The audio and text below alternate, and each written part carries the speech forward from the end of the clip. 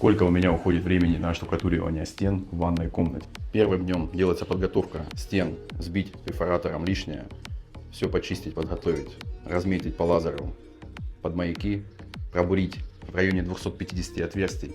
На следующий день я ставлю маяки, промазываю их и грунтую. Третьим днем идут штукатурка двух противоположных стен. На четвертый день две другие стены. И на пятый день откосы. Итого неделя на штукатурку стен ванной комнаты.